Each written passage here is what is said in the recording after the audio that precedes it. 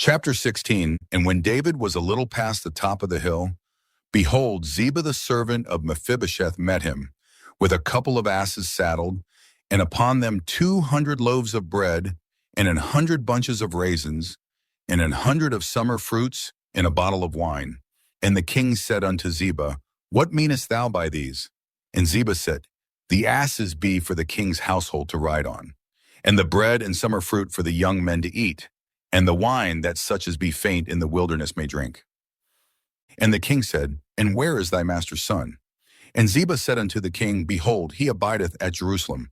For he said, Today shall the house of Israel restore me the kingdom of my father.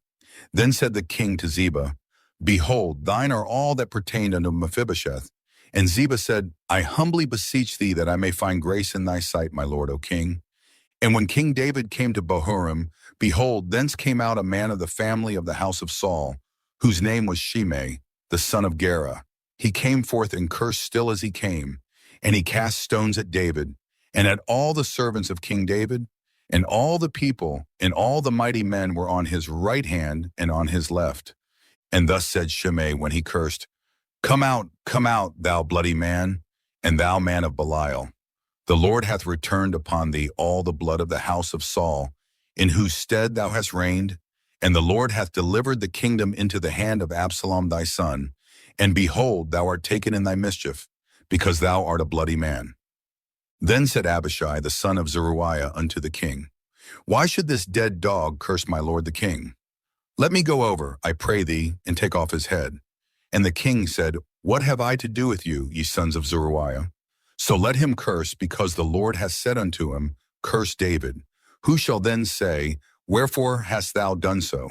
And David said to Abishai and to all his servants, Behold, my son, which came forth of my bowels, seeketh my life. How much more now may this Benjamite do it? Let him alone, and let him curse.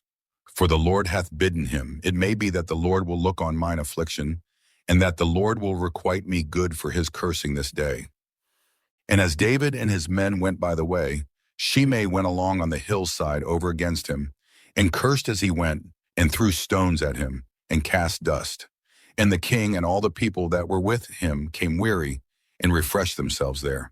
And Absalom and all the people, the men of Israel, came to Jerusalem, and Ahithophel with him. And it came to pass, when Hushai the Archite, David's friend, was come unto Absalom, that Hushai said unto Absalom, God save the king, God save the king. And Absalom said to Hushai, Is this thy kindness to thy friend? Why wentest thou not with thy friend? And Hushai said unto Absalom, Nay, but whom the Lord and this people and all the men of Israel choose, his will I be, and with him will I abide. And again, whom should I serve? Should I not serve in the presence of his son? As I have served in thy father's presence, so will I be in thy presence. Then said Absalom to Ahithophel, Give counsel among you what we shall do. And Ahithophel said unto Absalom, Go in unto thy father's concubines, which he hath left to keep the house. And all Israel shall hear that thou art abhorred of thy father. Then shall the hands of all that are with thee be strong. So they spread Absalom a tent upon the top of the house. And Absalom went in unto his father's concubines in the sight of all Israel. And the counsel of Ahithophel, which he counseled in those days, was as if a man had inquired at the oracle of God. So was all the counsel of Ahithophel, both with David and with Absalom.